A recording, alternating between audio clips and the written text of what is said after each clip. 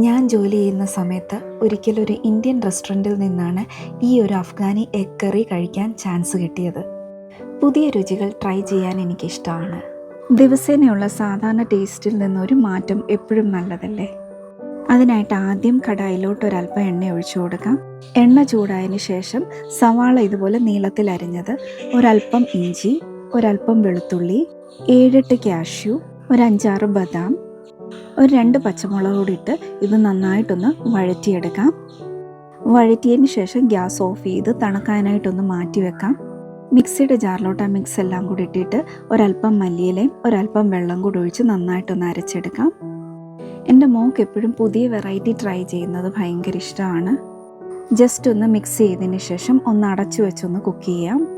1/4 teaspoon മഞ്ഞൾപ്പൊടി, 1/2 teaspoon കുരുമുളക് പൊടി, ഞാനിവിടെ 1/2 ഇട്ടുള്ളൂ, നിങ്ങൾക്ക് വേണമെങ്കിൽ കൂടുതൽ ഇടാം.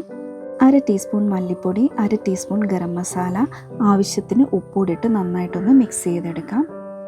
പുളി കുറവുള്ള ഒരു 1/2 കപ്പ് വിസ്ക് ചെയ്ത തൈര് കൂടെ ഒഴിച്ചു കൊടുക്കാം. ഒരു 1/2 കപ്പ് ഫ്രഷ് ക്രീം കൂടി ഇടാം. ഒരല്പം കസൂരി മേത്തി കൈ വെച്ച് ജസ്റ്റ് ഒന്ന് ക്രഷ് ചെയ്തത് ഇട്ട് കൊടുക്കാം.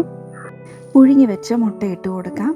ഈ കറിയിൽ ശരിക്കും ആദ്യം പുഴുങ്ങിയ മുട്ട ഒന്ന് എണ്ണയിലും ഇച്ചിരി മുളക് പൊടിയിലും ഇട്ട് ഒന്ന് ഫ്രൈ ചെയ്തെടുക്കും. ഞാൻ അങ്ങനെ ചെയ്തില്ല. എണ്ണയുടെ കൺസപ്ഷൻ കുറയ്ക്കാൻ വേണ്ടിയിട്ടാണ് അങ്ങനെ ചെയ്യാഞ്ഞത്. നിങ്ങൾക്ക് വേണമെങ്കിൽ അങ്ങനെ ചെയ്ത് നോക്കാം. ചപ്പാത്തിയുടെ കൂടെ ഒക്കെ നല്ലതാണ്. എല്ലാവരും ഒന്ന് ട്രൈ ചെയ്ത് നോക്കണേ.